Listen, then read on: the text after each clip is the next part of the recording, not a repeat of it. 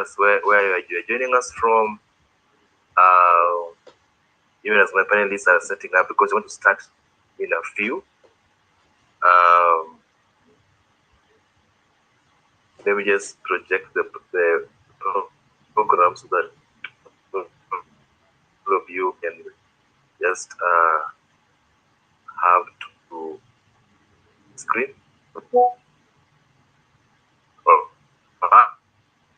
Right, perfect. So this is the way the program is going to run.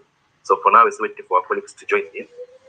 Then we're going to have a brief introduction from the Imara TV company, and then the program will continue unannounced. So far so good. Just waiting for one more speaker. Yeah. So that's it. I'm being told that is comments.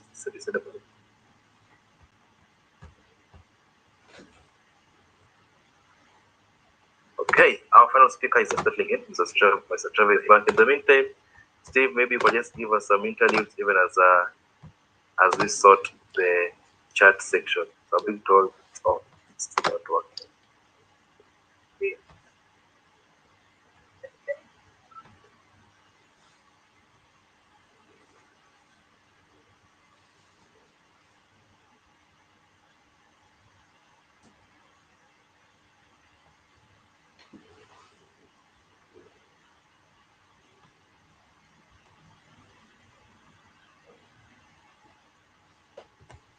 So, ladies and gentlemen, today we are going to have a very interesting conversation with our high-level panelists of the day. And you can maximize on the comment section to just introduce yourself. Yes, so this is the face behind the voice you are all hearing. So my name is Olela Tony, and I am the comms. I work with the comms office for Imara TV Kenya, and I'm going to be the one spearheading this conversation today. Session is also live both on Imara TV YouTube channel. It's also live. It's also live on our Facebook page, Imara TV, KE Facebook page, Imara TV, KE Twitter page. So you can feel free to also share the link with your colleagues to join in. In case you want to speak, we'll definitely you'll request for the microphone, and then we'll be able to give you the access so that you can be able to just ask a question. So just right in time, being that I have all my panelists, we're going to start immediately. So allow me to invite our first presenter, that is Miss Jerusha, who is going to introduce herself and then tell us a brief about Imara TV. So Jerusha, over to you.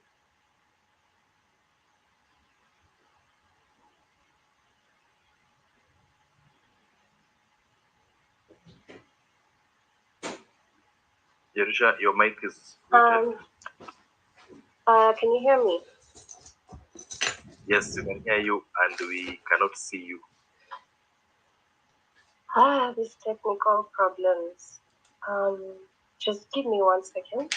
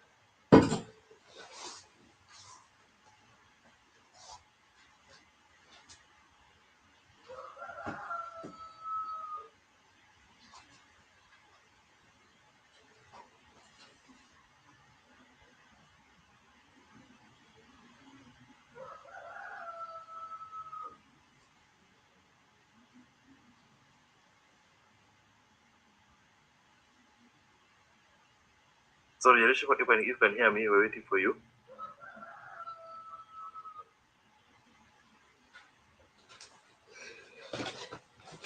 I'm sorry. Yes, I can hear you. I can't seem to find how to turn on my camera. Um,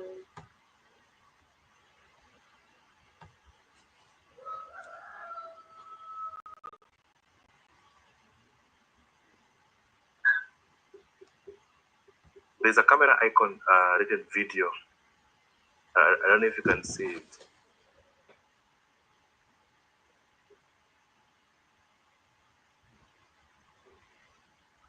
Okay, just accept the request I've sent to you.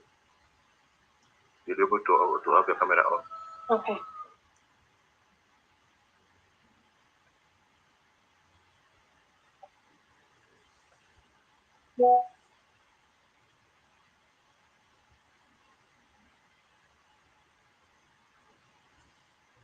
Okay, so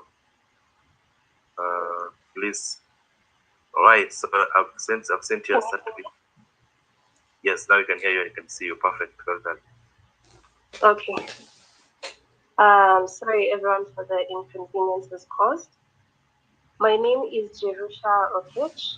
I am the film productions and animation administrator at myriad TV. So if you'd allow me to share my screen, Tony. Yeah, you can share your screen.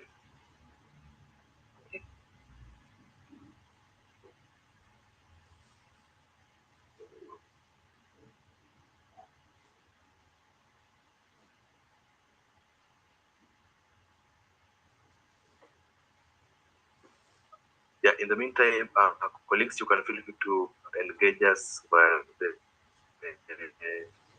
uh, the chat.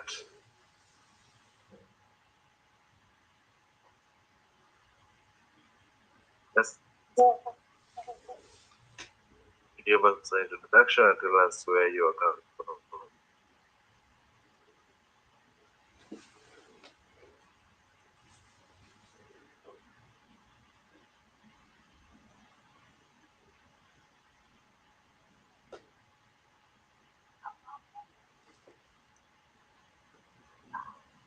Top left, top right corner, slideshow.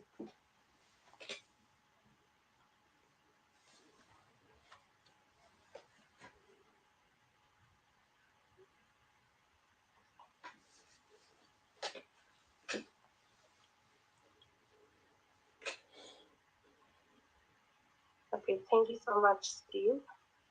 Kindly let me know if you can see my screen. Yeah, perfect. Can see your screen. Can you proceed? Okay, so at myriad TV, we would like to educate the youth while entertaining them through films, through animations, and also promoting the youth, since we know in our country unemployment has become a really big issue. So for myriad TV, while we are sharing our films online for free, we enable the youth to get a job as they act, some who are producing the films as cinematographers, videographers. There are those who animate, and there are those who get to express themselves and the problems they face in their communities. Problem is every day in Kenya, 96 youth get HIV and AIDS, 750 teens get pregnant, over 100 women are physically assaulted, plus more. Vulnerable communities and minority groups like youth, women, and girls are the most affected. Our research attributes this to poverty due to lack of job and ignorance due to lack of proper sex education, which lead to risky sexual behavior such as prostitution. So far, if you go to our website, our platform, you can see we're trying to educate everyone on various topics. So from FGM, SGBV, sexual based violence, We get to see, even as people are protesting about femicide, we can promote such in our films and help more people be aware and know that this is not the right thing to do, else we can better our community and better as a country. So our solution is to harness youth skills to produce short funny films for free public education, paid for by advertising.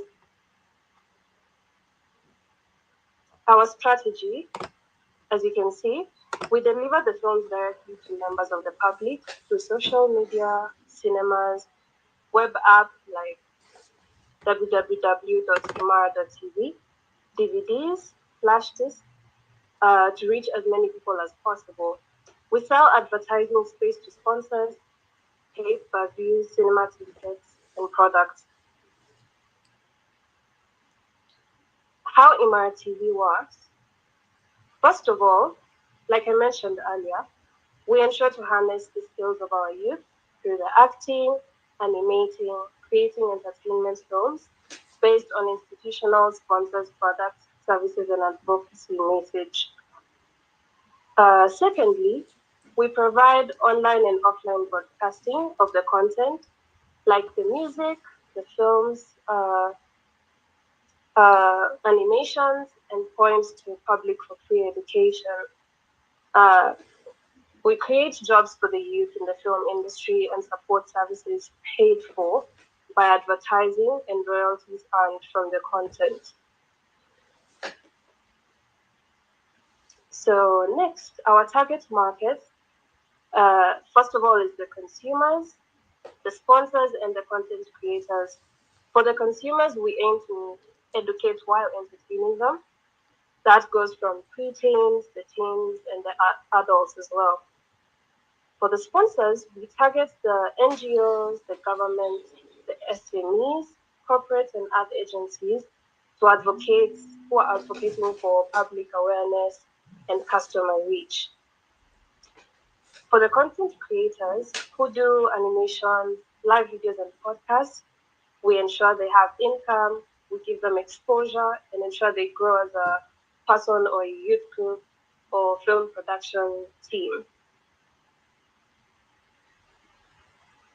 So our traction, basically 10,000 USD seed. We have 227 short films.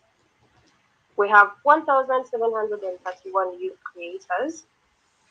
We have 124,500 USD ad sales and 24 million unique views. This is inclusive of all the videos that we have already produced and having new proposals coming in. So for the users' feedback, if you go on our website or our social media platforms, you can see how we engage our consumers, our viewers, our audience. We ensure we relate with them on a personal basis.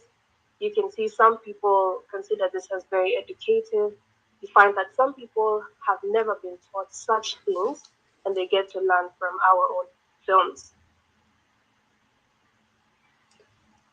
Our competitive advantage, first things first, free short, shareable, snackable films accessible on mobile, web, and offline. Secondly, we have a 90% net revenue share to content creators forever for jobs and wealth creation. Thirdly, non-profit company limited by guarantee for tax relief and non-partisan content. So, as we said, we're trying to ensure that these films are available for anyone, online and offline. If you're struggling with having bundles in, let's say, rural areas, you'll still be able to access our content. Um, for example, we're having this webinar to educate more people, and the money that is earned, we ensure our creators get income. We ensure that they have something for themselves and for their families back home. So lessons learned: to reduce youth idleness, give them resources to collaborate and create jobs and wealth for themselves using their natural skills. Secondly, one job in front of the camera creates 5 jobs behind the camera for 1 to 6 months. So if you're doing a film, the person behind the camera, those who are acting, the extras, all that is jobs given to the youth. A small group of people can create content to educate millions of people sustainably and positively, change social behaviors at scale. So, our vision and our mission is to harness the artistic and digital skills of the youth to create sustainable digital jobs and wealth in the film industry to help Kenya achieve the UN Sustainable Development Goals using technology. So you can work with us, here are our contact details, email us at star@myriad.tv. You can call this number to if you would like to have a one-on-one talk with someone. And our office is based at the NILAB Accelerator building, Kidato campus, um, at Musa Gitao Road, Lavington, Nairobi. To create a film, go to www.imara.tv. As well as those who would like to watch, you can still sign up and watch our films. Thank you. Right. Thank you so much, Jerusha, for that amazing presentation and a brief about Imara TV and what it does with its partners. And as you've all heard, that Imara TV works with young people, young who are very passionate about creativity and trying to, the use of art and animation to share content about different thematic areas, gender-based violence, SRHR, among other aspects. So at this point in time, once again, let me repeat that this session is live on all our platforms, that is on YouTube, Twitter, Facebook, and here on Zoom. Kindly, you can go online, tweet, retweet, so that you can have more leads watching this amazing talk. All right, so at this point in time, I want to invite, I want to allow Mr. Steve to just give us a small a brief video clip which is going to help us usher in our first speaker, that is Miss Ella. So, Steve, over to you to play the video. We can also use the chat session to introduce yourself, tell us where you're joining us from. If you have any question, also maximize on the comment section. Otherwise, Steve, over to you.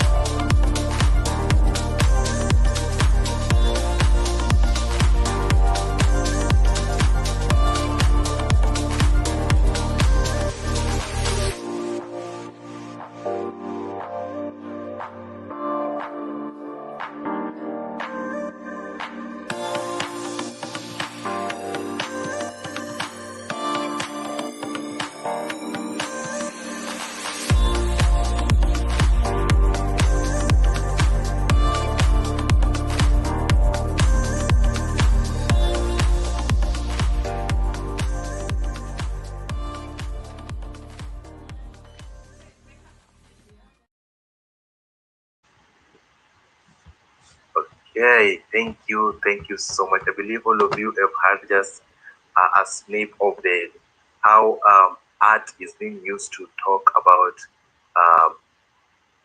said that is highly perpetuated for our girls and women, and believing that her life matters. It's high time for us to come together and collaborate to ensure that both our women and girls are safe from wherever they are. And even before we jump into in-depth discussion about gender-based violence and putting a lean on femicide, which has been a rise in the country, let's put now to welcome one of our creators, one of our young person, that is Miss Waitera, to just give us just a brief about mental health, and then he is going to finalize with an amazing, interesting music. So Waitera, she's one of our finalists. She's a songwriter. She's sick.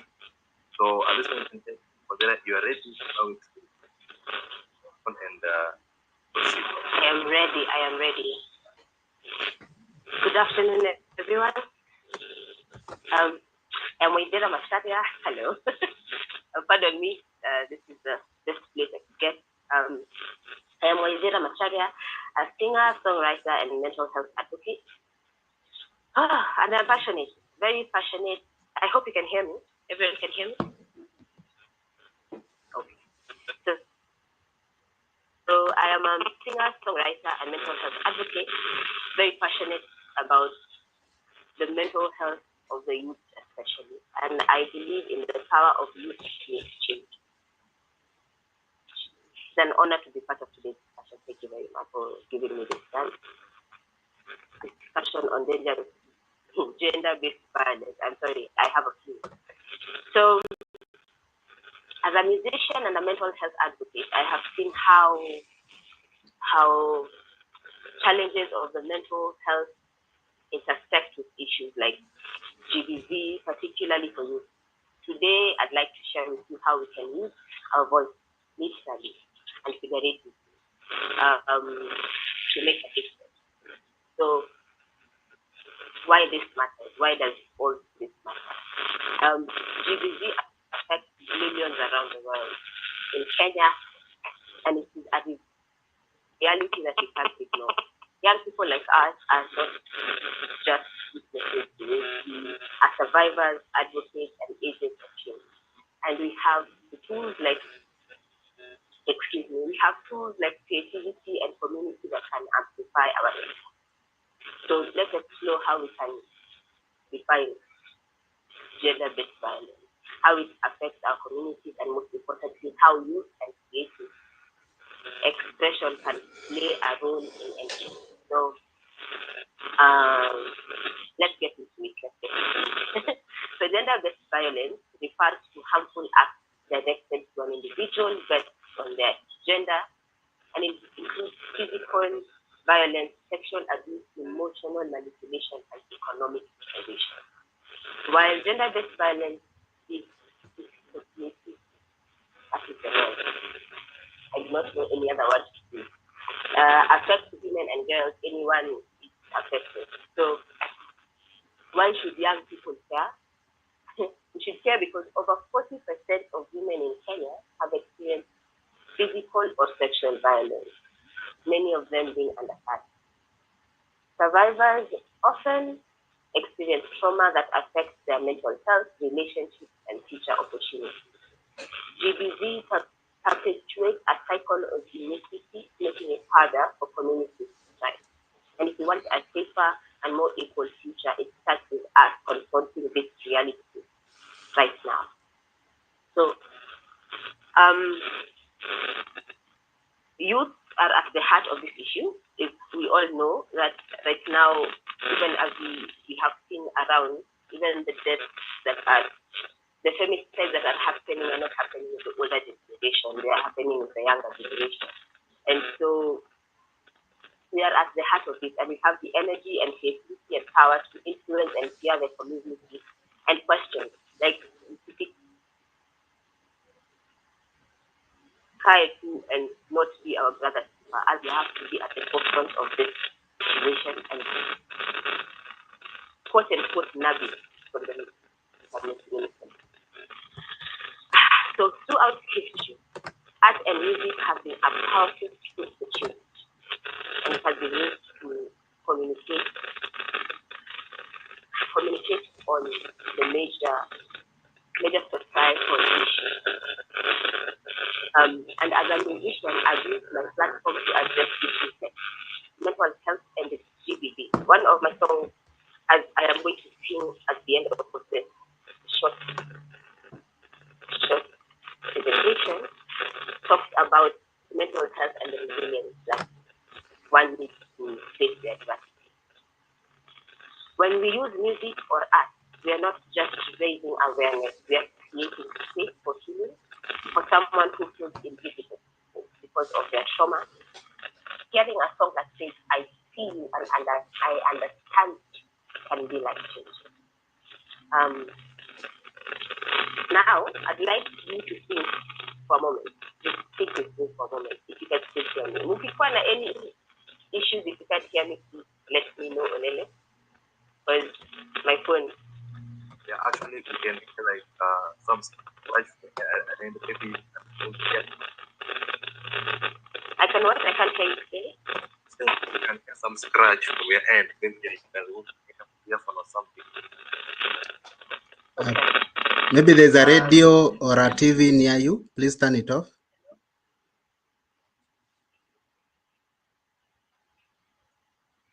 We can't hear you now completely.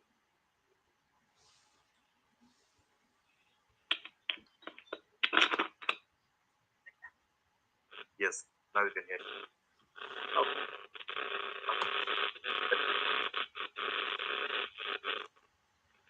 I can just hear your lips moving. I can't hear you. I can just hear your lips moving.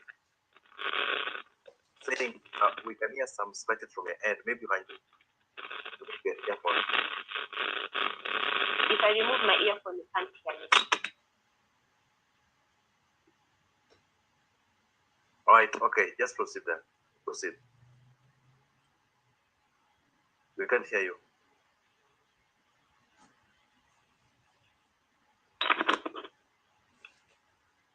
Why? But We still can't hear you.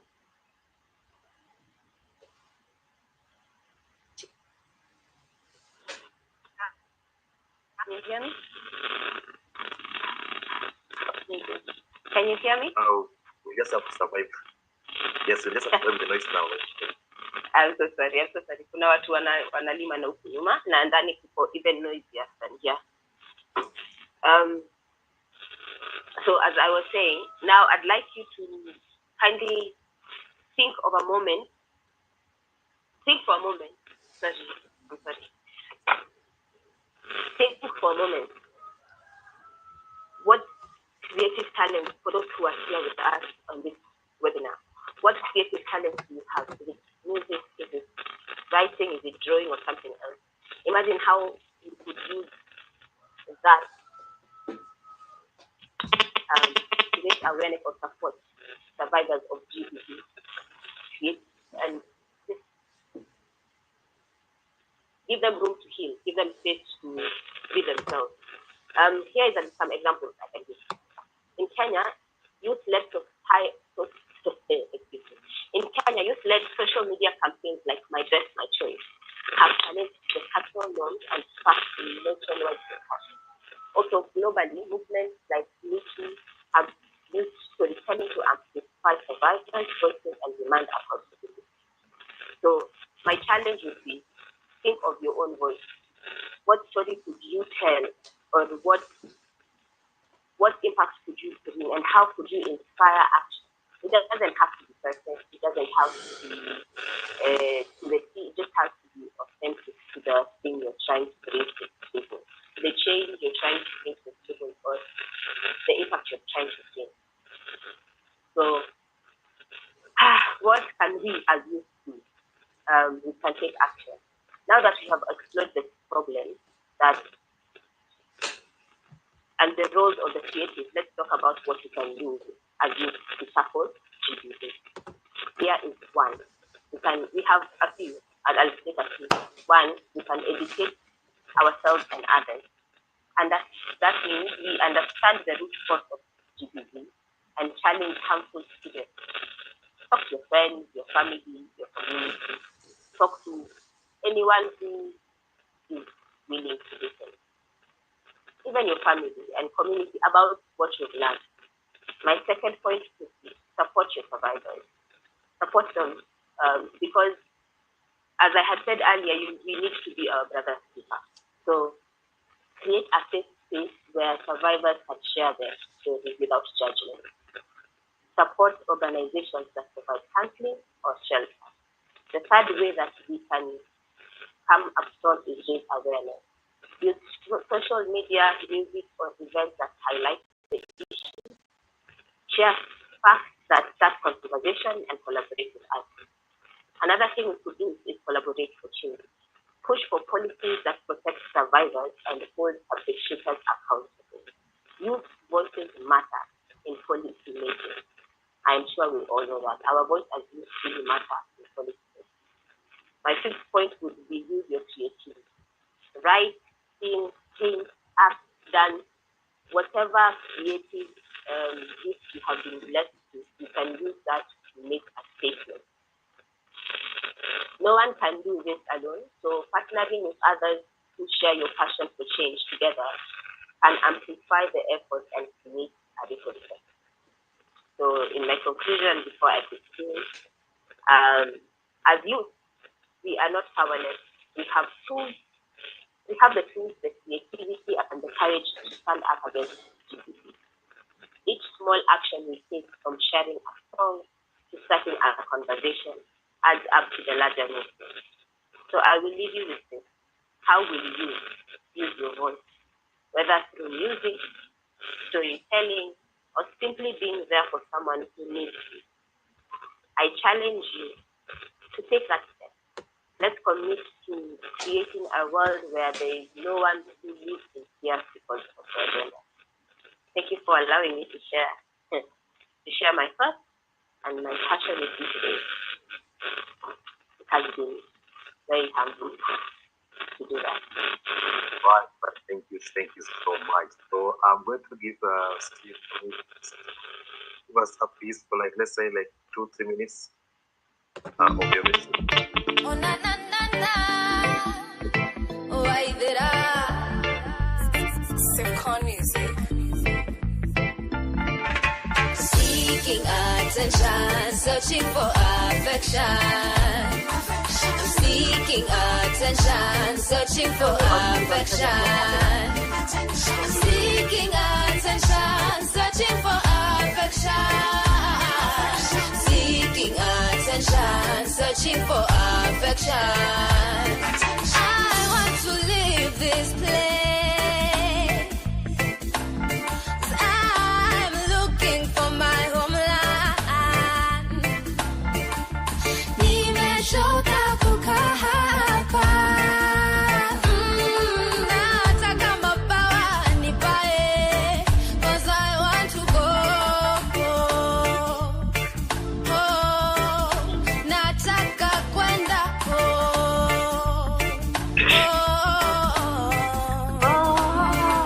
I found I'm always seeking attention. I found I'm always seeking love. Ego overrides me and blinds me. I found I'm always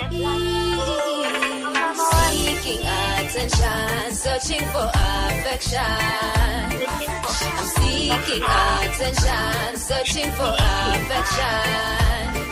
I'm seeking attention, searching for affection. Seeking attention, searching for affection. Now that I've seen this face, now they may recognize the culture. Ningependa kukaa hapa, ili vita nishinde before I go. Kabla niende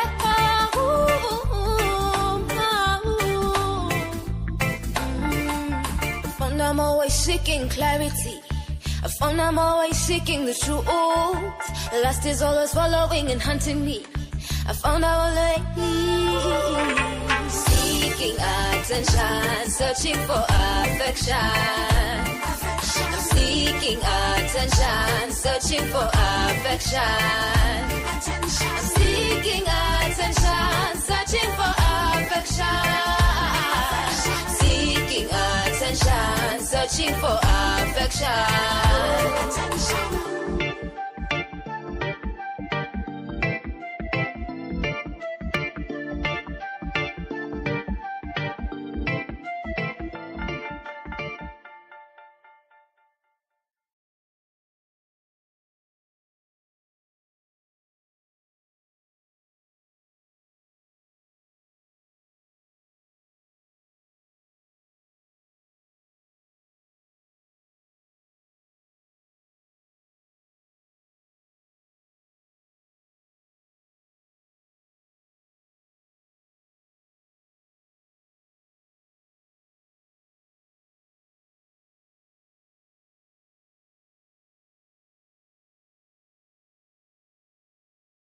A chance to also just give us a snip of an icebreaker with a short clip before we usher in our next presenter, that Ambassador Zaha will going to dwell deeply in the conversation about gender-based violence and other forms of GBV. So Steve, if you can hear me, just please take it off with the video, and then as our guest prepares to step on the stage. Still on. Bullying is a form of violence that affects millions of students each year. It happens to anyone regardless of age or gender. Bullying is hurting someone on purpose. It takes many forms, for example, verbal bullying like calling someone names, physical bullying, and cyberbullying like posting mean things about someone online. So why do people bully? Oftentimes, the people who bully are hurting from something. It may make them feel powerful at school but helpless elsewhere. This doesn't justify bullying, but it can give us an understanding as to why it is happening.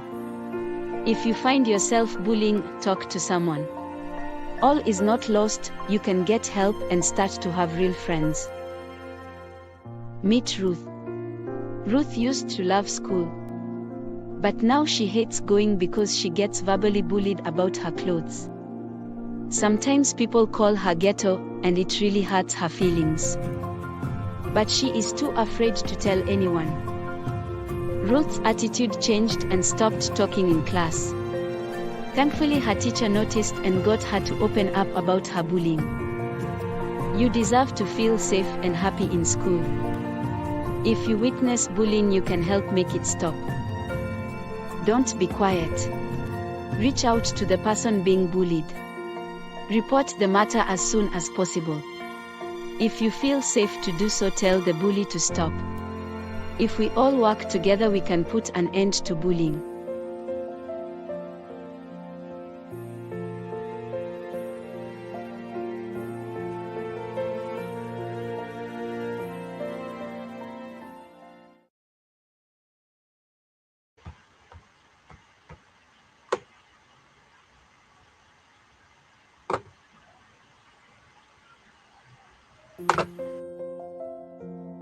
Bullying is a form of violence that affects millions of students each year.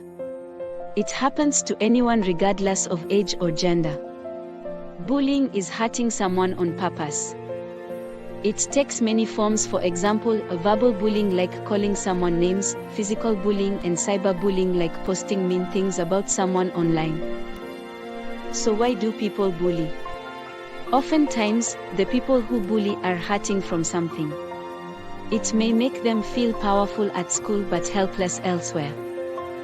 This doesn't justify bullying, but it can give us an understanding as to why it is happening.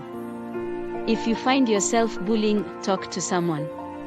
All is not lost, you can get help and start to have real friends. Meet Ruth. Ruth used to love school. But now she hates going because she gets verbally bullied about her clothes. Sometimes people call her ghetto, and it really hurts her feelings. But she is too afraid to tell anyone. Ruth's attitude changed and stopped talking in class. Thankfully, her teacher noticed and got her to open up about her bullying.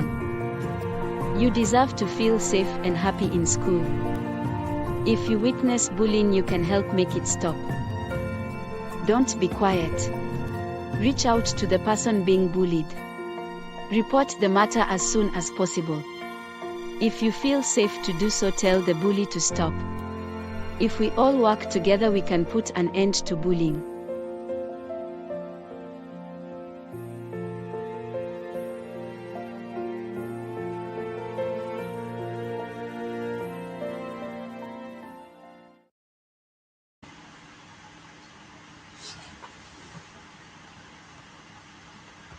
All right. Thank you so much, Steve, for sharing that. And as you can all see, bullying is also one of the forms of violation of human rights, and you need to report such cases to ensure that you are safe from wherever you are. We also shared some of the toll-free numbers where you can report these cases. That is 119 by UNICEF and also 1195 for Hack Kenya, among others. So at this point in time, allow me to invite our next guest. I'm just going to introduce her even as she turns on her camera and smile at us. So, ladies and gentlemen, allow me introduce Ambassador Zaha Indimuli, who is a dynamic intersectional feminist, human rights defender, climate activist, and advocate for gender equity. So she's also the founder and executive director of Amani organization. She has spearheaded initiatives centered on inclusive youth development, health equity, green growth, and circular economy. Even as she keeps smiling, she is also leadership in Amani reflects a deep commitment to tackling pressing issues such as GBV, IPVP, and femicide in Kenya. Zaha's work really extends beyond her organization. She has been instrumental in national movements such as End Femicide Kenya. As you can see, her face looks so familiar. She's a celebrity. Influencing policies and fostering collaborations across various sectors. So also she is a key strategist and national advocacy coordinator in the Femicide KE movement. She has successfully bridged national and local advocacy efforts, fostering collaboration with CSOs and policymakers and also grassroots organizations to tackle femicide and GBV.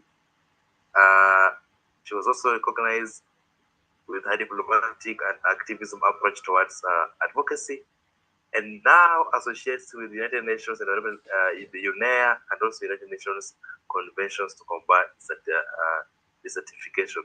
So it is so long. The rest you can look for her online, you can interact with her. So Zaha, if you're ready, allow me to pass this over to you to take us through your conversation. And guys, trust me, this is a very organic engagement. Please feel free to interact with our ambassador and smile back if possible. Thank you so much. Over to you, over to you, Zaha. That was a lot. Are you able to hear me? Perfect. So good afternoon, everyone. I think it should be, it's still afternoon. My name is Zaha. There's so many things that Tony has said that, genuinely speaking, when you're in my space, you really don't bother to figure out if you do it or not. You just work. But thank you so much for the humbling introduction. My name is Zaha Indimuli. At the moment, I serve as the founder and executive director of Amali, but at this particular juncture and why specifically this discussion was important for me or for us in general is that I serve as a national advocacy lead for the End Femicide KE movement. I believe this is a movement that has necessarily been very much in Kenyans' hearts and in Kenyans' minds. We categorically had a protest or a march against femicide in January. And the End Femicide KE movement is a collective of organizations, individuals, movements, and just literally everybody to combat the these crimes against humanity that are happening in Kenya, which in this particular case is femicide. And just to get into the glimpse of it as we touch on GBV at large, femicide is intentional. First of all, femicide is a hate crime, but importantly, femicide is the most, it's the most brutal, it's the most extreme manifestations of gender-based violence, but equally it is a hate crime and a terroristic attack on women, courtesy of their gender. And when we say that it is a hate crime, it's because femicide is very intentional, which is completely different from homicide, it's completely different from manslaughter. And that is exactly why within the convening of the country, we thought femicide by itself should be given the direct recognition that it does in terms of how much it has taken the lives of women. So gender-based violence, I think overally, when we dive and debunk into the aspects of gender, when we dive and debunk into the aspects of what violence is, we need to categorically break it down into systemic measures that have actually put us in this condition in the first place. We're looking at it from a gender perspective, but it does not necessarily mean that we're having a gender war. And I like saying I'm an intersectional feminist because within the feminist work, everyone is a feminist. In fact, if you care about your mom, if you care about your daughter, if you care about your sisters, you are a feminist within. And so automatically anti-rights movements have made feminism look as if it's such a toxic thing that women are doing or men are doing. Looks as if it's a gender war happening between men and women, vis-a-vis the fact that feminism is just the identification of care, it's the identification of love and protectionism when it comes to women and their identity and genders at large do equally take care of men. It does therefore have values that integrate the humanity basis more than it does integrate the men versus women type of agenda.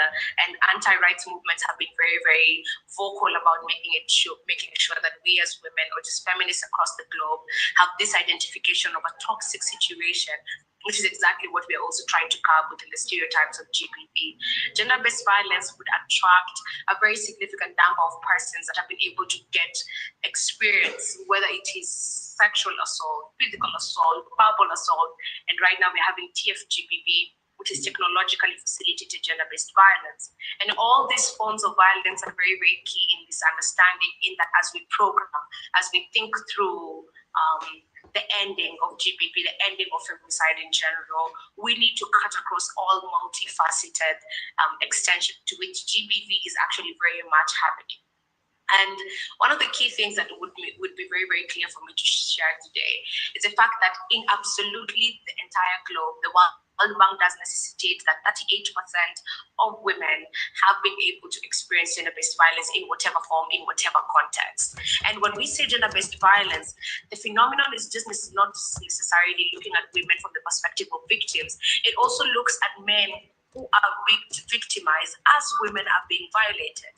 And one of the few things that we have tried to bring across with the stereotypes that are happening within the country, especially, for example, the case study of the work that I do in Kenya, is that we've had a 17% increase of male victims within the femicide crisis, because 71% of the cases that we've had from 2019, being the 514 cases we've been able to do an analysis of, out of the 514, 71% of the violators, of the perpetrators were intimate partners and people who are very well known to the victim. It's very important for us to categorically understand that with the data that the UN Women has released last week, that the most skeptical, scariest, most brutal space for women to be is at home. And so therefore we're only looking at gender-based violence from a form of strangers that would attack women. Domestic violence has set roots in our context. Domestic violence has set its roots in our homes, and therefore women are no longer safe outside, but importantly, women are not safe within their homes.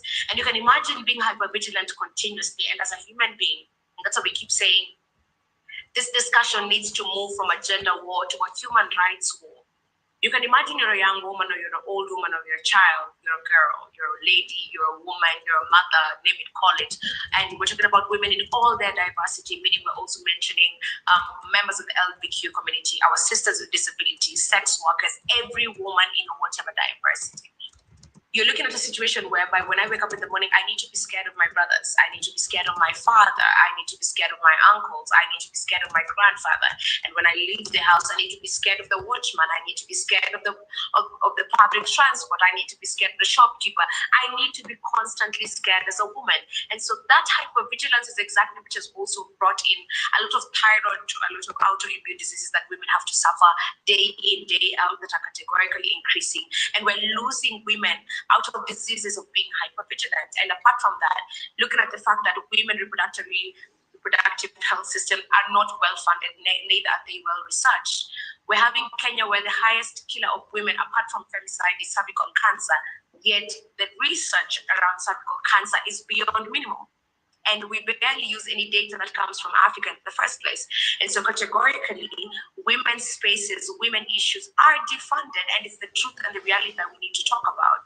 And so even when we program, we're forced to look at economic surpluses that we get. Let's say, for example, if a program is coming in on an economic sabotage, and a program is coming in and money is coming in, let's say for climate change, we have to categorically look at how we can squeeze that cash and still have space for GPV, and still have money for femicide, and still have money for protecting women. Because these women that we want to work so hard, these women who are conservationists, these women who are pro-life, these women who are there to fight for whatever, still are at the risk of being killed, of being murdered, of being assaulted, of being violated in so many ways. And so nowadays, even as we're programming, you are forced to think around, as I make people participate in these programs, how safe can they be? Because women are being violated in their homes, women are being violated in hospitals during maternal care, women are being violated in schools, because even in Kenya, as we speak, the highest number of cases that we've had to deal with the movement as well, the femicide cases that we're seeing are university students. Women are not safe in the church, because it is in this Kenya where we had found a septic tank of the church. And so women are not safe everywhere at all. And when we're talking about gender-based violence, this program, this identification of this crisis should be phenomenally very clear as we're doing our programs, as we're doing our analysis. We have to recognize that gender-based offices, gender-based desks are no longer available in our county offices, for example, in Kenya. They're underfunded, they're defunded, they're non-existent. And you can only imagine that the context of this gap is highly prevalent in the capital centers. What do you think might be happening in our rural centers, whereby reporting is an issue, language barrier is an issue, the digital divide is an issue, educational literacy formations is an issue, the existence of women within the patriarchal systems around our rural areas is an issue. And when we prolong the discussion around gender-based violence in spaces where not only the patriarchy exists, but also cultural norms that seem to significantly put women down exist, whereby women are supposed to be inherited upon the death of their husbands. Land inheritance is not able to be accessible to women. Women are not supposed to own land. Women are not supposed to remarry. Women are not supposed to stay unmarried. Women are not supposed to be buried. There's so much of a burden that is going on in the existence of what being a woman is. And I think it's very important when we're having this discussion to be honest and to be completely holistic when we're talking about gender-based violence issues. It's also very interesting when we bring out the perspectives around GBV, because we have to understand that we're now in a digital age. And that's why of late we've been doing a lot of digital campaigns to sensitize technologically facilitated gender-based violence. And it's a reality. A good example basically being by the time we were doing of Seth Nyakio or Scarlett Wahoo by the time she was murdered. And it was online that we spent almost half the month dealing with stereotypes than we were dealing with actually creating awareness on femicide in Kenya. And it's the fact that there's a lot of affirmations by perpetrators, people who feel like it's necessary for women to be killed, people who feel like a proper punishment of women is to be killed, people who feel as if women who do not say yes to their husbands have to be killed, and necessarily considering the fact that marital rape exists and we don't talk about it. And also, as it exists, we cannot be able to take it to court because there's no law that necessarily capacitates what that would look like. Let's not even go far. Femicide itself is not in the penal code, and so we're having people who are perpetrators who have murdered women brutally, continuously, perpetrators are not able to be arraigned in court because there is absolutely no law that considers femicide as an issue. And so we're having people who are brutally murdered women being sentenced to 10 years in prison, 12 years in prison. And for 10, 12 years, you're going to be outside, you're going to do this murder again, right? These issues are existing. These issues are there. The phenomenal work around GBV and why you see me categorically speaking very insightfully about femicide is because it is the most extreme manifestation of GBV. So let's circle back to the psychological basis of what GBV is and just how detrimental this is and how important it is for us to debunk this word. Gender-based violence, I think we only think about it from a perspective of when it becomes physical to the person. We do not look at the verbal assault that happens in this country. A good example in Kenya is our type of public transport. Very easy for you to get something that's being spanked as you enter a matatu. Very easy for you to be told, Kuja uingie gari, and you have somebody physically harass you by holding your hand and grabbing you to get into their matatus when there's an array of them.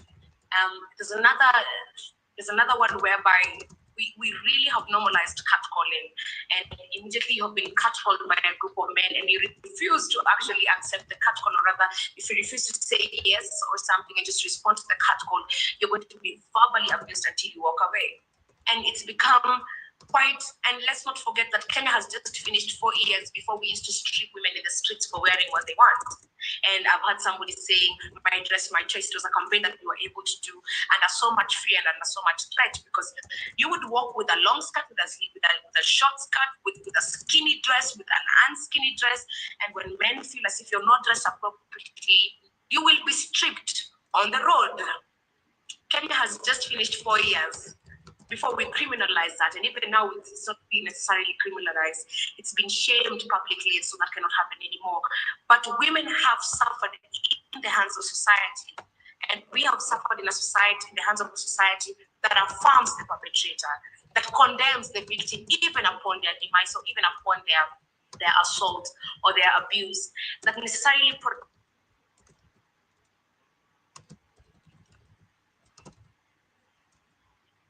perpetrators, because apologies. Again, I'm a human rights defender. I get calls after every 2 minutes, so my apologies. We have a society that protects the perpetrators. Perpetrators are being told, oh, maybe there's something that the woman did, or maybe there's something that you are wearing, or maybe you triggered him.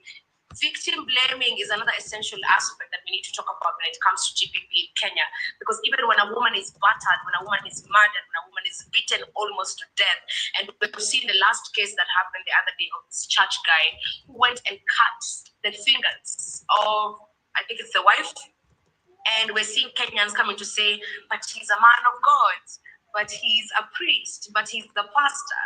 All these things are happening right before our eyes in the 21st century, where there's complete understanding and education is surplus. And even if you're not going to school, you have access to technological devices that allow you to learn. But there seems to be a systemic choice to oppress women over and beyond, even when there's an absolute array of information.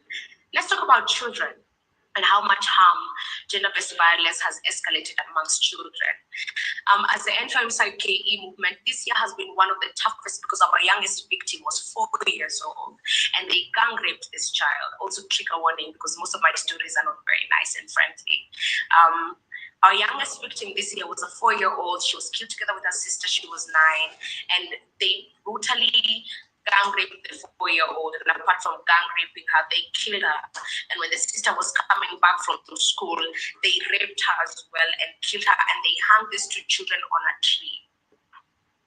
And so when we're talking about essence of femicide and gender-based violence, we have already crossed the road of awareness. We need to see suspects. We need to see people arraigned in court. We need to see justice prevailing, which is one of the most essential issues that we're going to debunk in a couple of minutes. But when we're seeing such type of brutality happening on children, can you imagine then what happens to adults? What happens to men? And one of the few things that I keep reminding men's faces is that these men that brutalize women, you can only but imagine what they do to their fellow men. If they have convinced themselves to brutalize women who were considered weak, were considered, the heart of society, you'd feel a little bit of, oh yeah, it's a woman, not anymore. Not anymore. Unfortunately, these perpetrators find joy and affirmation in actually finding the most brutalizing ways to finish off women. And so we're in a society that has changed drastically, but equally, I blame it on the legal structures and frameworks that we have. One, gender-based violence issues are very much secondary. In fact, women are rendered subhuman in most of the occasions. Even with us having the CS being a woman, it's extremely difficult for you to find a femicide case that even has a suspect in court. I'm going to give a very good example with the Kware massacre that happened. I was privileged, unfortunately, to be part of the process from taking up the bodies from the Kware dam site, going for the autopsies. We were very few women because, generally speaking, those are the most devastating images I will ever have in my life, and I will have to carry them to my deathbed. By the time we were doing the autopsies, by the time we were getting Wambua to get the bodies out of the dump site, one of the few things that we realized is that there's no forensic unit in Kenya. And so when we're talking about going to court, taking a DNA sample, for example, for a rape victim, taking DNA samples that can arraign someone in court, you do not have a forensic unit. And so when you go to court, you have to necessarily devise your plan around the statement of the police station. And the most dehumanizing spaces for our victims most of the time is the police station. Because by the time you're getting there, you're being asked, who are you? You raped, where is the evidence? Who raped you? What were you doing there? What were you wearing? Is it your boyfriend? Is it your lover? Are you sure you didn't ask for it? You see? And so by the time even your statement is being written at the police station, you have such a devastating story to go to explain to court because the statement makes your case very secondary. And so what happens to training our police officers? What happens to training our police institutions? What happens to the police reform works that have been going on for months and years? There are so many working groups that are happening. What is the accountability of the Kenya police force? And first of all, they stopped being called the police force after they brutalized us for so many years. They're now called Kenya Police Service. Where is the service? Where is the humanity by these police officers? Where are the OCSs when these cases are happening in counties? Where are these police officers when children are raped and mutilated? Where are they when women are being killed in their houses? Where are police to find these suspects? How can a suspect in Kware run away from a Gigiri police station? When you look at Gigiri, generally, but I know most of us are Kenyans here, is Gigiri somewhere you can run and jump a fence? No, let's be serious. No, it's not. That is a diplomatic state. That's a blue zone. By the time you're jumping out of Gigiri police station, 1,000 people have seen you, whether they're inside the police station or not. But the Kware massacre that happened, that had 47 women bodies found in different body parts, that were arraigned, one fella was a suspect. Apparently, he ran away from Gigiri police station. Until now, we don't know where the guy is. And so the Kware case has left. And even when we did the autopsies, even when we did, when we saw the bodies, again, trigger, some of these bodies were cut into pieces as you would chop cows and goats. Most of these bodies were so brutalized that you could not be able to figure out who this person is. And so what happens to the families? What happens to these communities that have lost their children? What happens to mothers who have missing children that the DCI cannot put in money to find? What happens to all these cases of GBV that are happening to our young ones? Let's talk about defilement amongst the boys. The stigma around speaking up your emotions as a masculine person, as a masculine child, is insane in Kenya. As a man, you're asked, what are you crying about? When you ask for mental health facilitation, what do you mean you have mental health? You're a man. And the masculinity, holistic masculinity that should be prevalent within the African conundrum is not there anymore. Because men are not given space to attach to their mental health issues. Men are not given space to organize within the brotherhood to take care of each other. Men equally don't have accountability basis within their brotherhood because that's not something that exists. In fact, we associate strength amongst most male spaces to violence. And it starts as simple as bullying. When you're in high school, the person who was rendered the strongest was the person who would beat everyone up. And so where did violence become the cognition of strength? Where did strength in provision, emotional regulation and intelligence, safety and love, when did strength in men move from protection to violence? When did our fathers want to marry off children? When did our fathers want to marry children? When did our fathers forget that their daughters are daughters and rape them in their houses? When did uncles forget that their husbands' wives are not theirs? When did uncles forget that their nieces are not their wives? And so when we connect all these societal issues back to the reality of what GBV is, we realize that we're living in a society that has affirmed GBV, that has decided that GBV is a method to punish women, that death is punishable to women. You see? And all these occurrences are happening in a way that it becomes very difficult for us as civil society, NGOs, movements, organizations, social justice centers. When we're trying to program and debunk around ending GBV, it has to come down to the fact that it is so multisectoral, it is so multifaceted, it is so difficult for you to do that work alone. And that's why in most of our movements, we tend to hold each other's hands and tell ourselves, we need to form a movement, we need to form a coalition. Let's work together, because working together might help us at least look at multiple facets and then therefore describe what change would look like for us. And GBV is not new. And I'm very thankful for the digital age, because in the digital age, we're able to actually see most of these cases come to light. And if you've been through my TikTok, and funny enough, I'm talking about TikTok, I'm a Gen Z. I think we saw even during the police brutality that was happening around the Mandamanos in June. One of the few things that I ended up trending for was when the police told me, Rudi, kutoa wengine wengi uletewe utibu. I was working at the medical tent, and just by virtue of them seeing that protesters were running inside the Holy Family Basilica Church to try and evade themselves from the harshness of the tear gas and whatever, they shot at us 8 times. They threw the canister at us more than 7 times. And it being a medical space is when we had to rush to them and tell them, you cannot shoot at a medical tent. We have doctors here, we have injured people, we're trying to get everyone safe and back to hospital. Where is your mind at? And remember, we were having these mandamanos during school days, and so we had kids who we had rescued and had put them around Holy Family Basilica. So you shooting at kids is insane. But when I walked there, the first thing the police did was point a gun at me and remind me, go back, we're about to kill more people that you're gonna need to treat. We've just started. And that's the reality of the country we live in. And so if the people who are supposed to provide security, peace, and order for us are the ones killing us, so where exactly do our GBV victims, where do we think they go? Right? That's why it's impossible for victims to report. That's why it's difficult for families to follow up with the cases, because they get exhausted. That's why it's completely dehumanizing for them to even think through the process of court, because they know there's not going to be justice, and families are sure they're not going to get justice.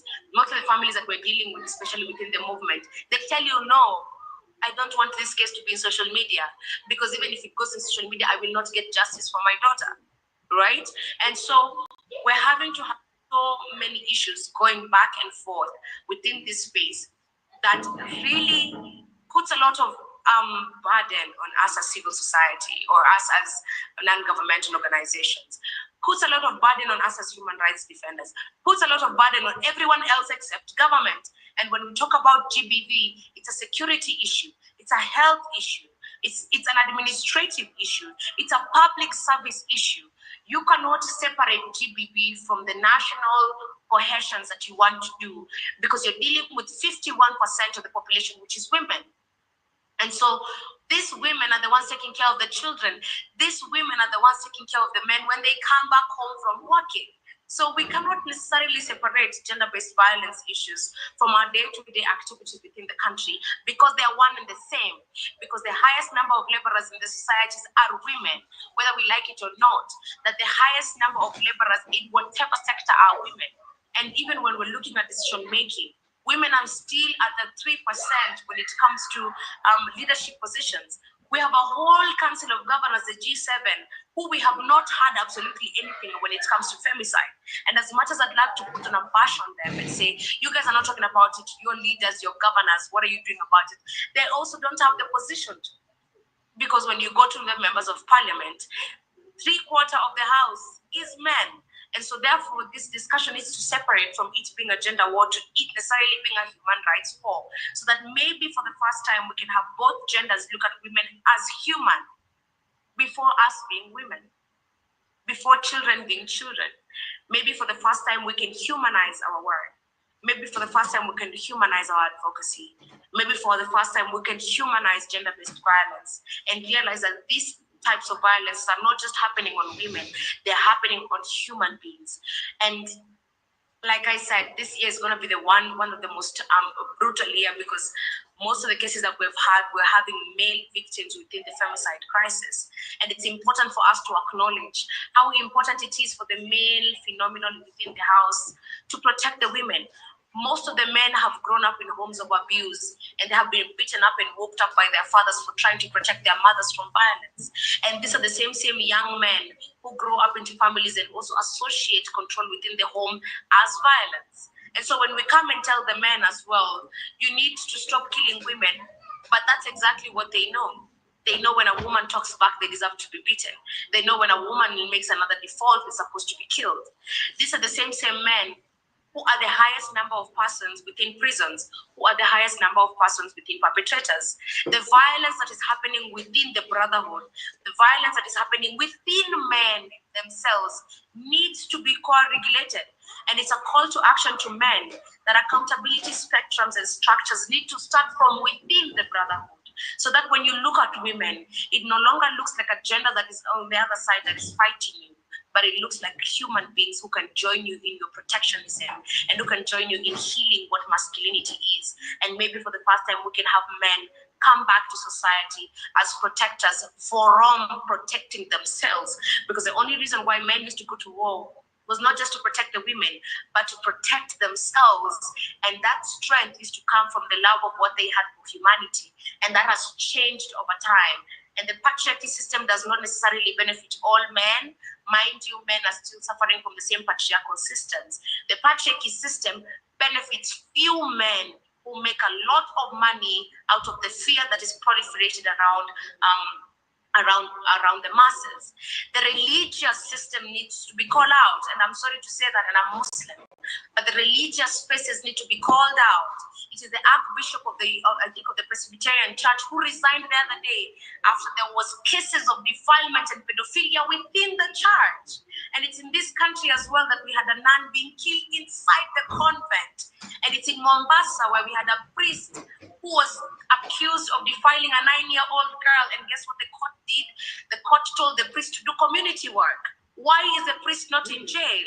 And you see all these protective mechanisms that we put on gender-based violence, courtesy of religion, courtesy of culture, courtesy of age, courtesy of there's so much that we put around the GBV conundrum that continue to put victims on the fucking risk. Sorry. we keep putting victims on a very bad place. My apologies. I think you can tell my anger because it's images and things I have to deal with every single day.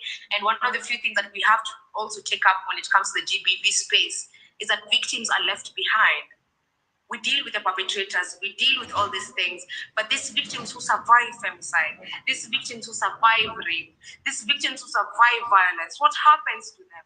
Where are our safe houses? Kenya is a joke because counties have been given money for safe houses, but till today, there's absolutely no safe house in this country.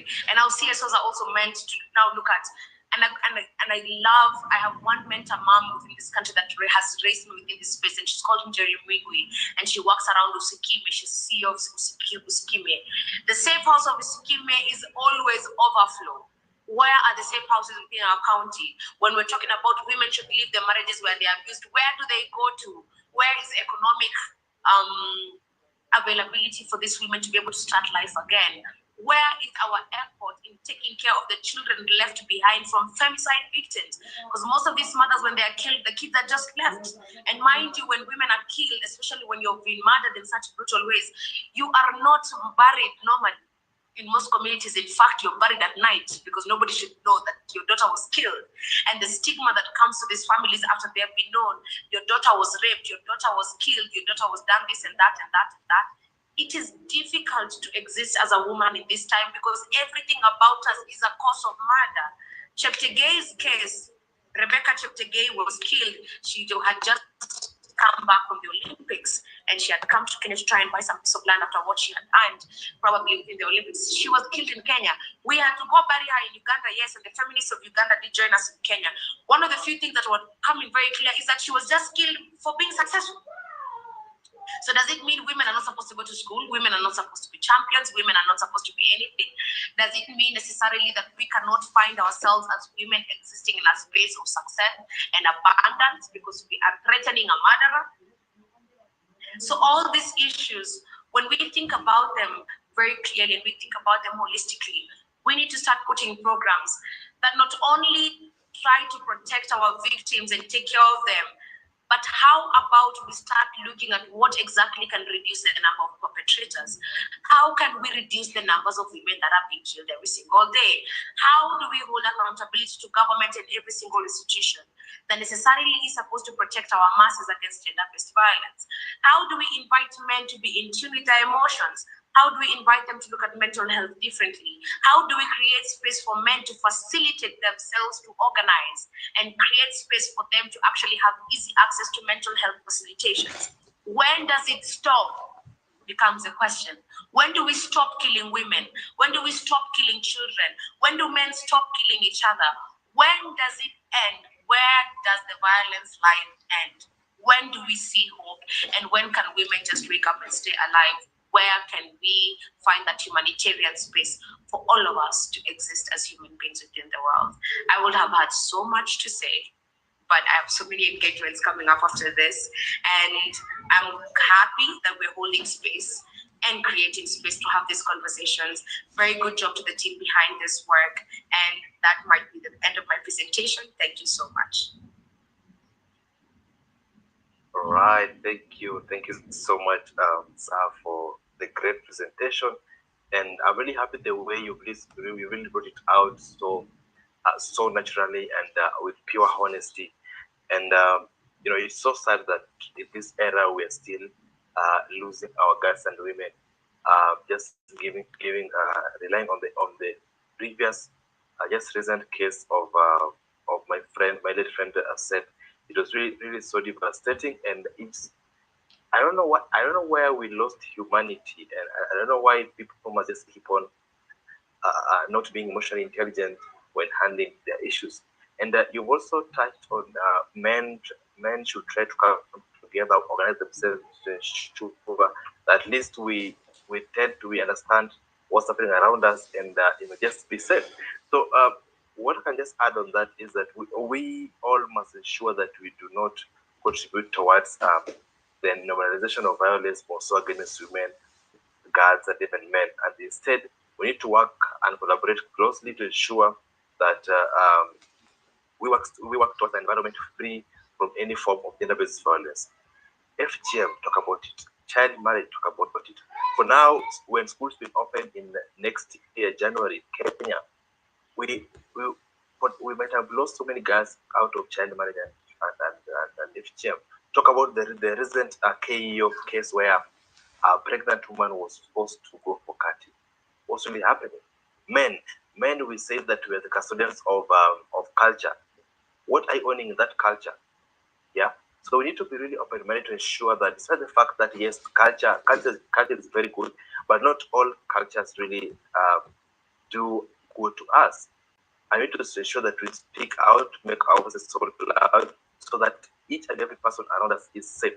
So thank you so much, Zah, for that amazing presentation, and thank you also for sharing with us your experience during the protest. And that's when I was seeing people in all the streaming live. They were like, wow, so this is her. Yeah, this is her.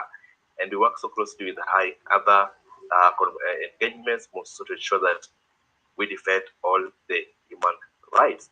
So I'm going to invite our next panelist, that is Mr. Oswin Trevor, who is going to share with us from UNESCO, who is going to share with us a brief about O3 Plus. And so guys, just stay put, listen to what Trevor has for us today. Then you're going to have an open plenary to ask questions, contribute, so that by the end of the day, we keep on going. Thank you. Over to you, Mr. Trevor. Trevor is a third-year law student at the University of Nairobi. So over to you, Mr. Trevor.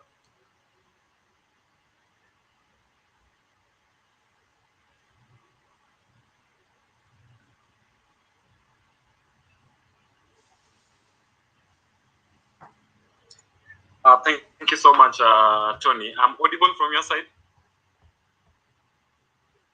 Perfect. Can hear you. Proceed. Thank you so much. Very insightful conversations from the panelists that have just spoken before me. And one thing about speaking last is that you always suffer the risk of repeating what a lot of people have already spoken about. I have heard a lot of things from the ambassador over here that are actually captured in my presentation here. So this serves to show that all stakeholders that are participating in such a thing, we all know what the issues are. We all know where we are heading. All these things just require some sort of implementation to make sure that we are now getting to a point where we are no longer discussing the problems, we are no longer discussing the issues, we are no longer discussing practical, we are no longer discussing theoretical solutions, but we are now talking of practical solutions. So, and this specific thing is why you see we have UNESCO. Tony, can you confirm if you can see my screen, the shared one? Thank you. So the UNESCO O3 Plus project is basically the implementation part of it.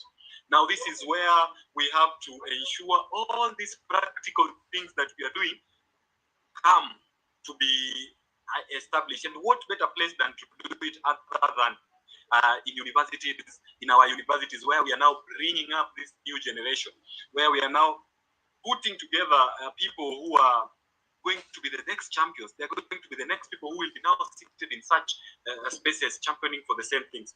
So the UNESCO O3 Plus team came up with this concept of the O3, our rights, our lives, our future, intertwined. When for you to get a life, you have to have rights. There are specific rights. You have to have a right to life. You have a right to to live. So that gives you your life.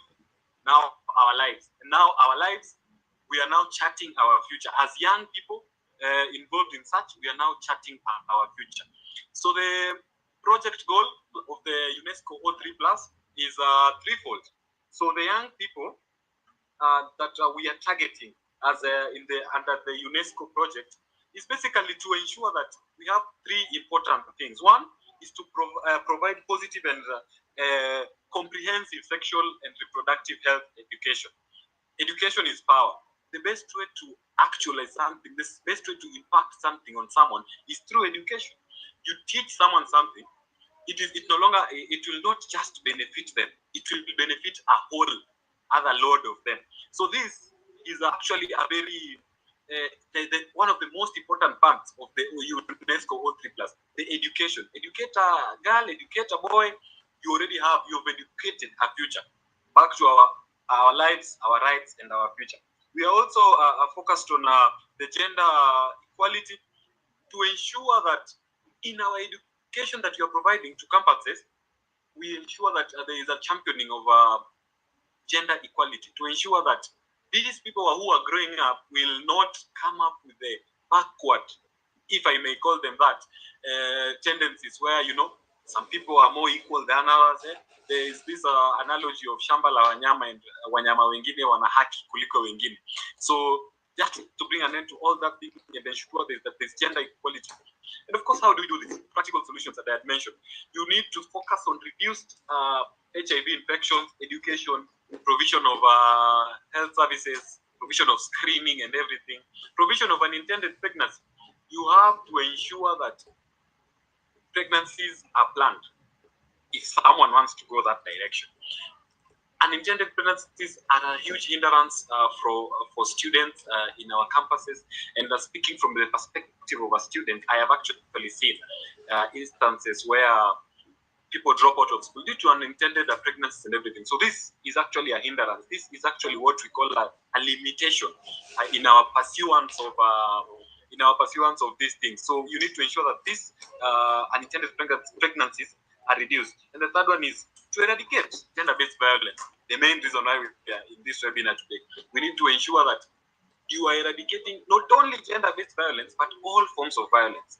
It is not acceptable when it is not gender-based. All forms of violence should and must be eradicated.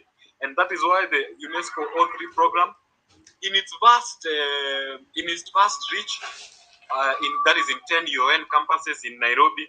We also have in Kisumu and Mombasa, as well as KMTC campuses in Kisumu and Mombasa, has now ensured it has set camp in all these campuses to ensure that it has set the campuses, this program in all these campuses to ensure that these matters or these things are on the ground. They are reaching the students directly, which now takes me to my other slide. That should be, of course, the statistics in regard to the number of students reached and the campuses here in the University of Nairobi. If you go to all these universities, you'll meet UNESCO O3 programs, you'll meet UNESCO O3 ambassadors, UNESCO O3 champions in all these programs. There's a lot of flagship programs that UNESCO has come up with. We have the Radar app. I don't know if I can show you from my side, but this is basically a mobile app. We also have a lot of other things. So in the project objectives, as I've mentioned, students' health, you are healthy, you are wealthy, very important. You need to ensure that these campuses, facilities are well equipped to handle youth-friendly. You know, you can have a well-equipped campus, but it only takes care of general health matters. So you need to ensure that even the counselors, that the doctors that are there in the specific campus, whatever facilities, are like equipped to handle the youth. To ensure a safe, inclusive campus. I mean, a campus should be a safe space.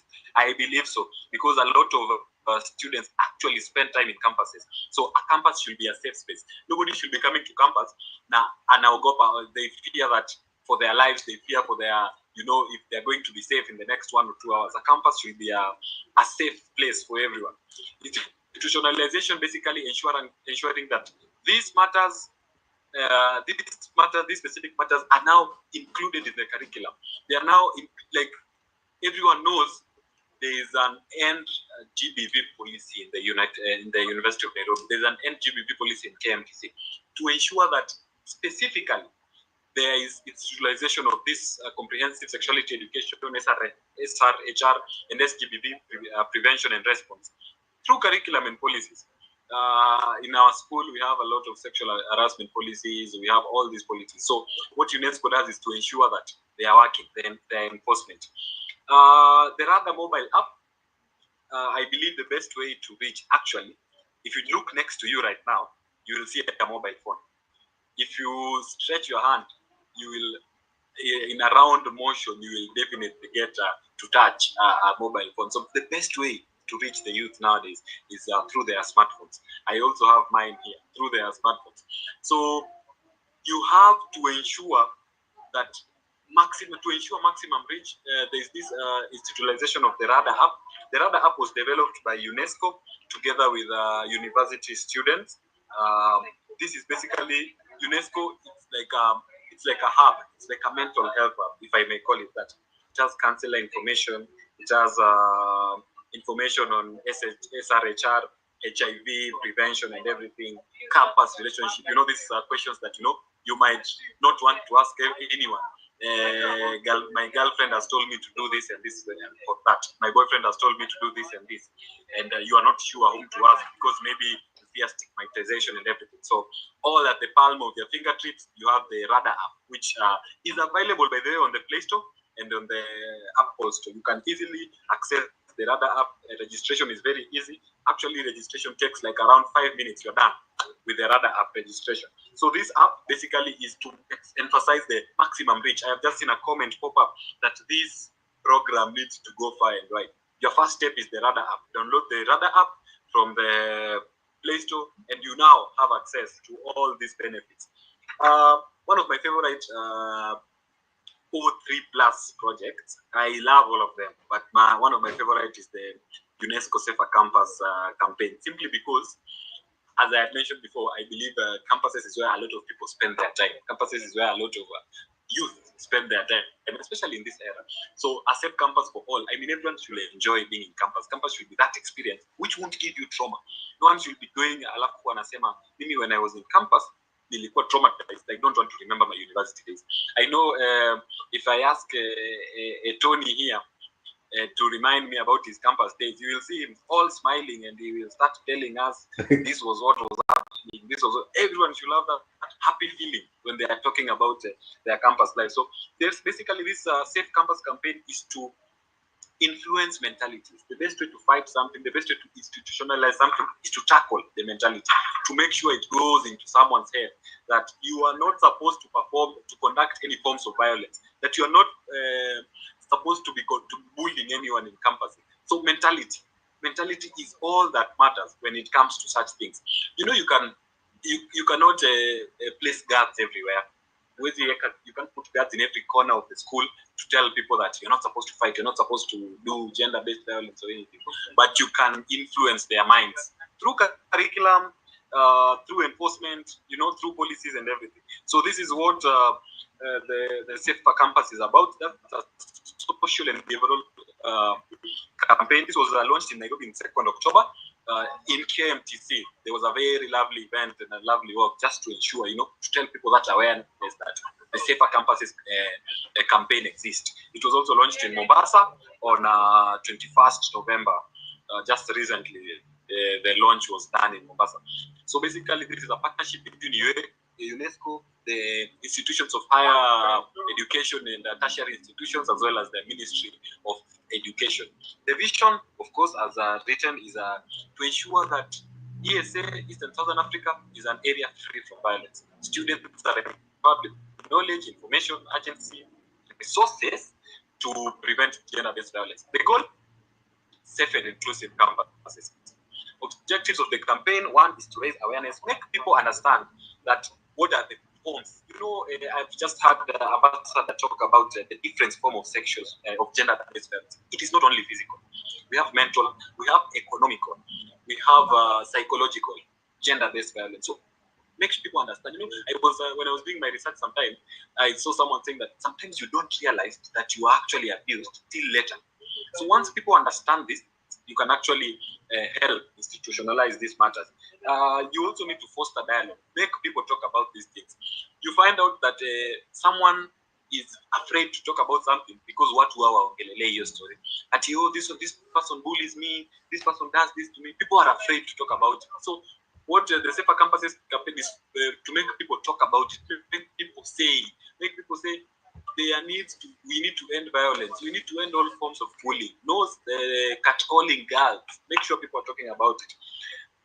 After dialogue, if people are bold enough to talk about it, this will empower action. In what form? Now that we talked about it the other day, Nikikuja and I see there's a person wanting to do something. A person catcalls a girl, for example. Someone will be empowered to speak about it. Why? Because they know it is wrong, and everybody knows it is wrong. A good number of times, people don't want to talk about these matters because they feel people don't want to talk about these matters because they feel nikiongelelea kitu nitakuwa mtiaji, ni jokes, you know, those stuff. So if you empower, if you foster dialogue, you automatically empowered action. Empowering action also entails, I've heard ambassadors say once again that there is a need to prioritize survivor-centered approaches. Sisi wenye tumekaa in such a panel, we can try draft policies, we can try draft enforcement measures and everything, but there is an approach that needs to come from the survivor, in that the survivor needs to tell us where we are coming from and how we should cut it. They are best placed. I believe they are best placed to be the ones to tell us how to ensure like how we move forward, how we chart a way forward. So survivor-centered, do not forget the survivors always ensure you not only focus on the perpetrators, you not only focus on the prevention. Also, these guys who have survived, taking care of them. UNESCO O3 program for you. So it also creates a safer campuses. That is the main goal, the overarching goal, to create safer campuses, including, this is very important, by standard intervention training. You see someone is maybe slapping another person. What is the immediate step you need to do? I mean, you can't just go and throw yourself in there, maybe if the person is carrying something crude and everything. So you need to ensure these bystanders are actually trained on how to react, risk reduction, and to access the support resources. Support resources, that is a post and pre and post the fact or the action. So safer campuses, I mentioned, was launched on 2nd and 21st respectively in Nairobi and Mombasa. So one thing about UNESCO that I like about UNESCO is UNESCO, I usually say, is youth friendly. UNESCO is very youth friendly in that their programs target a specific youth. Their programs target their specific demographic. So the primary demographic here is the students and the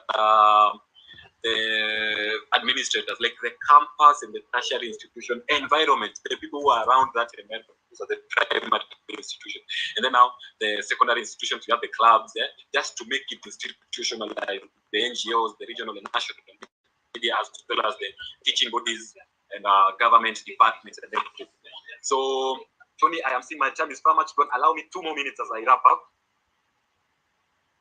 Yeah, thank you so much. The UNESCO safer campuses, of course, as I have been mentioning, we need to counter the gender norms that have been instituted in us from quite a while back, And I've had these things being mentioned just in this webinar, if you are keen enough as I was, that young men are told that, they need to ensure sexual contest to prove their masculinity. Wewe uko na demu ngapi? Wewe una mademu tano? You've not done this and this. So like, just to boost them, their masculinity. Very negative norm that needs to be challenged actively. That university girls don't have boundaries. That the easiest place to get a girl, you go to a club and you hear people saying, a club economics universities, that one is the easiest because it is easy to get a form and everything. Such things need to be counted. That women cannot say yes to sex. Women can, and I actually say consent is verbal. Consent is audible. It is not colorful. Like consent is not colorful. In that hakusema alikuwa anakaa ni kama anataka doesn't exist in our books. It is a straight yes and nothing else. It is a straight yes. Anything that is not a yes is a no. And GBV is a valid response to women. No, I don't know if msichana akikufanyia unaweza kubali msichana akufanyie, mimi siwezi kubali, sijui nini mimi nitamfanyia hivi, sisi siwezi kubali kuaibishwa. No, you need to counter such norms, and that is what the UNESCO safer campuses entail. So joining the safer campuses, I have now seen another pop-up which is how is this thing available to middle level colleges and everything. So this is how you join. You can interact more with the campaign. In this link here, I will share it from the chat box. Let me just even copy it right now. I'll share it on the chat box immediately after this. We can do this thing. We cannot work alone. We cannot work alone. UNESCO or 3+ project can do this. The ambassadors can do this, but everyone. The day we come up with a concerted effort to ensure that everyone is focused on eradicating violence against women, eradicating violence in its entirety, that is the day that we make it. So, students' perspectives to driving change, the youth action that we are talking about here today. Students can be educators and peer counselors. I mean, UN uses a lot of peer counselors. And one thing I always say about peer counselors, you might not be an accredited peer counselor, but maybe you are a peer counselor in your own right. That when your friends are feeling down, you go and talk to them. You tell them this and this and that.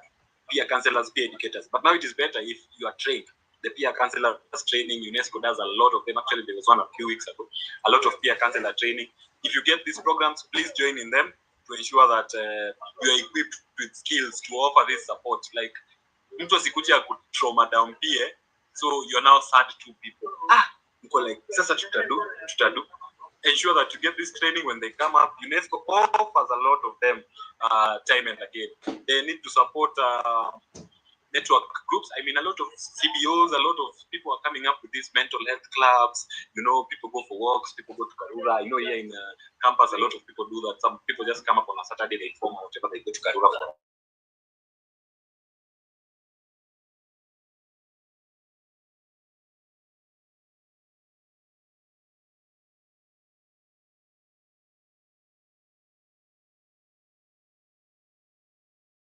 people are supported, like the peers themselves, they help each other connect to health services, often on campus, just to ensure this community is the one that is benefiting the most, and that their awareness through sports, exhibitions, research papers, performances, and everything. So how can you be an agent of change? You is listening to me today, be an active sponsor. Do not allow something to happen. Stand home, stop. Yeah, I started one year that be an activist. Make sure you put an intended to stop all. Educate yourself on GBV, like the accreditation program, attend workshops, and all these things. You create awareness. Make sure on your WhatsApp status, on your Twitter, on your Instagram, tell people to end violence and get involved with such campaigns. Support survivors. This is very important. Support survivors. Tell them, provide resources, push them to professional help and everything. And also advocate for policy changes. Ensure that in your school, if you don't have a gender against a policy against gender violence, a policy against sexual harassment, you are the one. No one is coming to save you. You are the one to start this program. So thank you so much for listening to me. Thank you so much, host, for allowing me an extra 6 minutes. I really appreciate it. That has been Positive Trevor for the UNESCO O3 Plus project. Thank you. Right.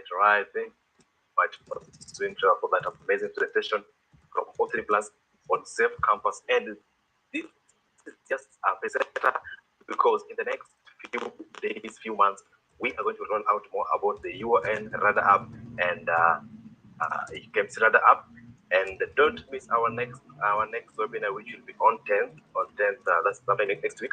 So at this point in time, I want to open it for any question, any comment, even as we come to a close. Can you please just request for the microphone?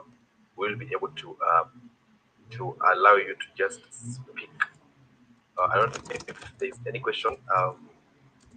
In the meantime, I can just put a voice on the comment on some of the questions, or some of the comments here. I'm seeing good. Trevor does this. Yes, Trevor has responded to the issue of this program being, narrowed down to even the middle colleges.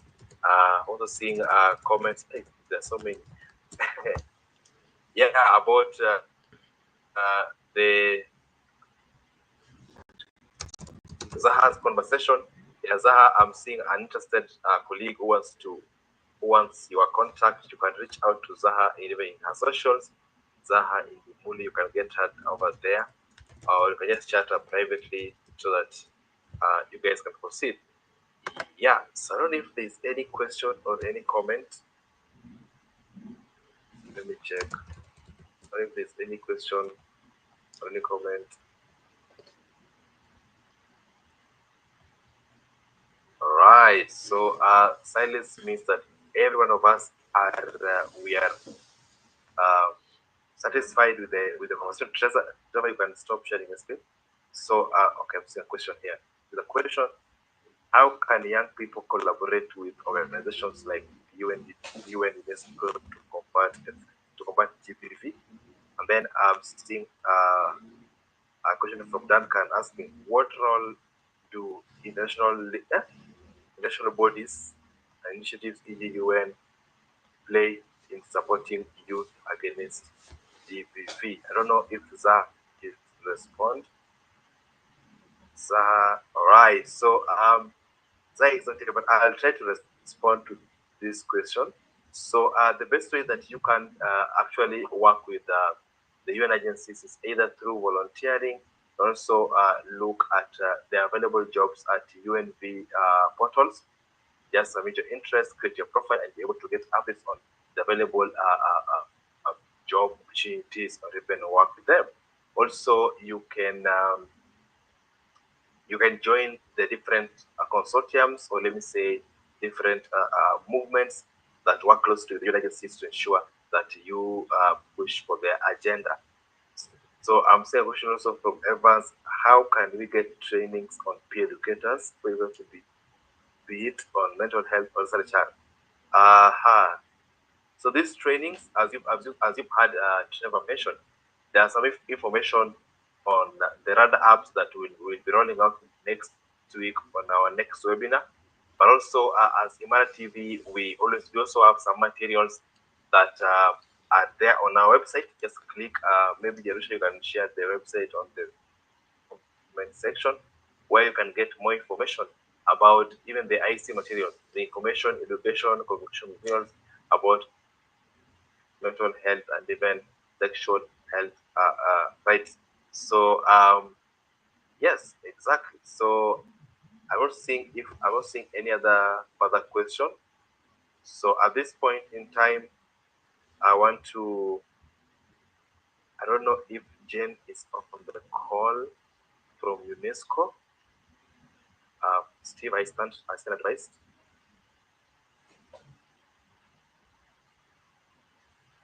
Steve, is Jen on the call?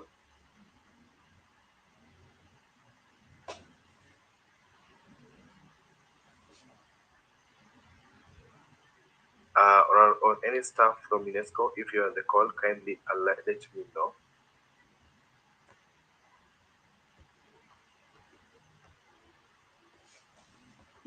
Okay.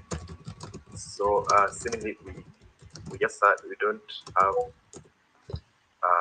anyone from the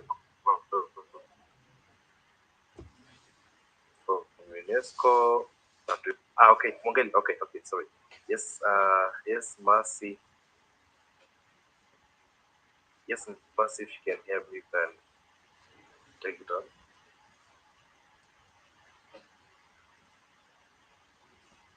Good afternoon, colleagues. Tony, can you hear me? I can hear you. Yes, Mercy. Yeah. Please proceed. I had not prepared to speak. I was certain my colleague Jane would be on the call, but nevertheless, no worries at all. Just first and foremost to thank Imara TV for hosting this interactive session. We really appreciate your initiative to create spaces or to create interactive. Mercy, are you able to have your camera on kindly? Oh, apologies. Sorry, my laptop. So unless you're going to give me 2 minutes to transfer my phone. Yeah, because I'm seeing your camera is enabled, so at least we should also detect the face. Yes, my camera is enabled, Tony. However, the functionality is not as great as we would desire. So just a second. All right. But in the future, let me just thank Imara TV for creating these spaces and allowing us to have these conversations, and also for creating interactive concerns and challenges that young people are facing. Thank you to all our panelists, Waithera, Ambassador Indimuli, and of course our very own champion Trevor. We really truly appreciate you for representing us and speaking the voice of young people, because as we always say, there's nothing for young people without young people. So we are truly grateful for this space. And as we continue to have these conversations in the few remaining days of the 16 days of activism against GBV, as UNESCO, we call upon everyone to approach and to be sensitive to the challenges that create a rife environment for gender-based violence. We have challenges that force violence, and for any environment that perpetuates and encourages gender-based violence. So we are all, as Trevor has mentioned, want to be active bystanders and not just bystanders who observe violence and go back and say, I witnessed something and didn't do anything about it.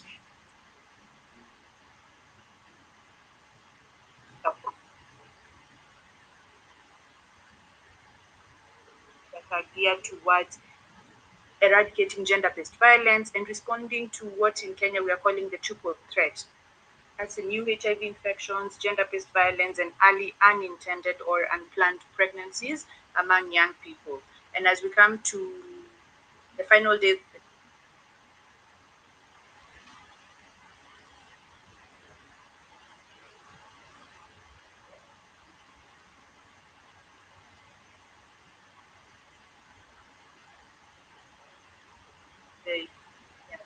Mercy, we lost you.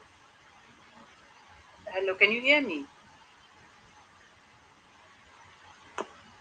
Tony, can you hear me? Yes, we can hear you now. Wow. Oh my, sorry, I think it's the connection or the laptop.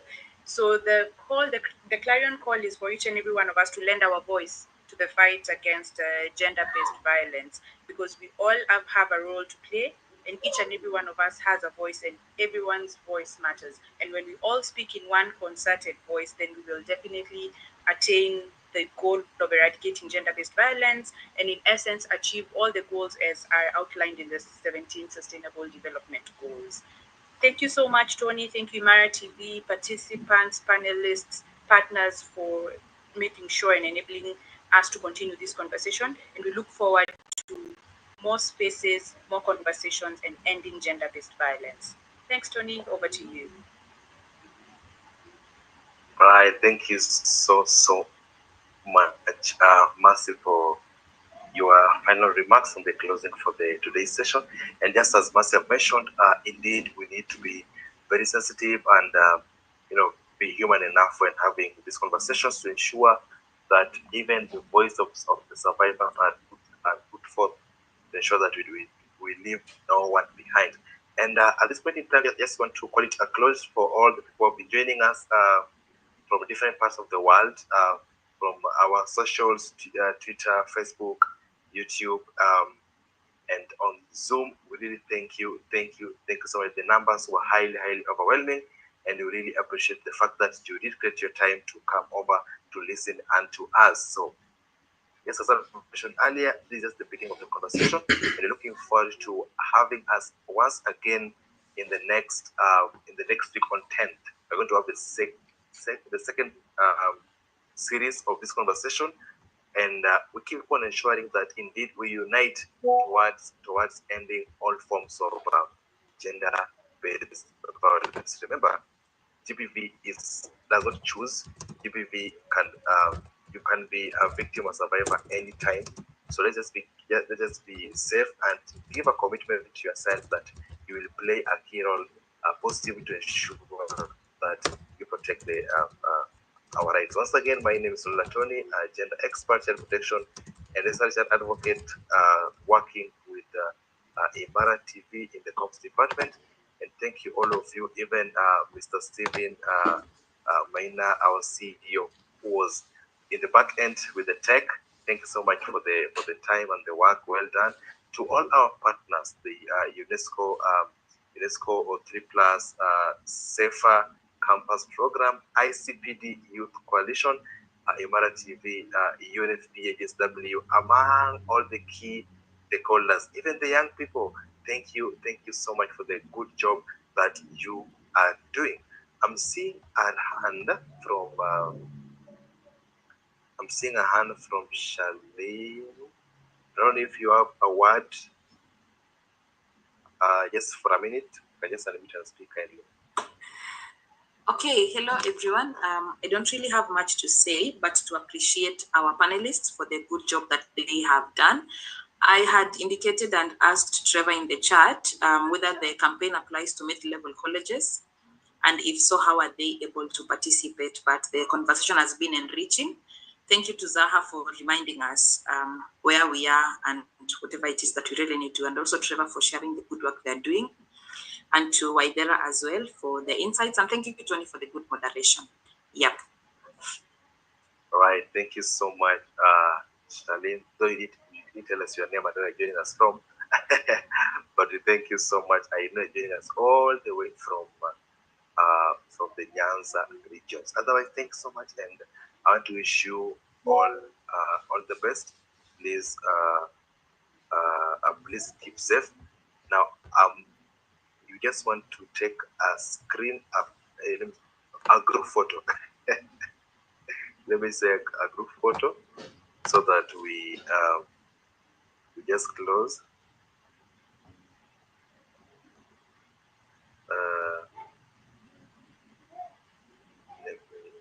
I don't know, Steve. I don't know if you've taken the screenshot or the photo. The detective kindly. Kindly unpin the event banner. Someone sharing their screen.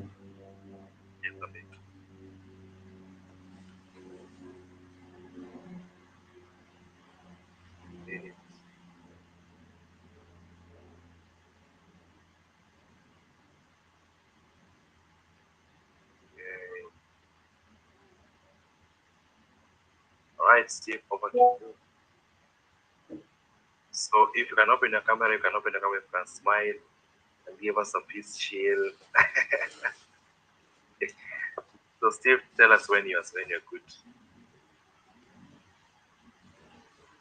Yeruship and smile.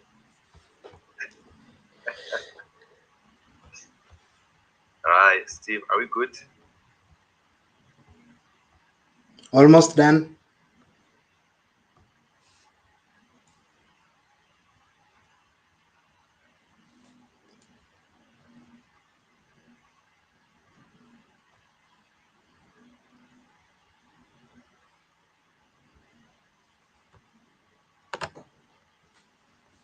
Okay.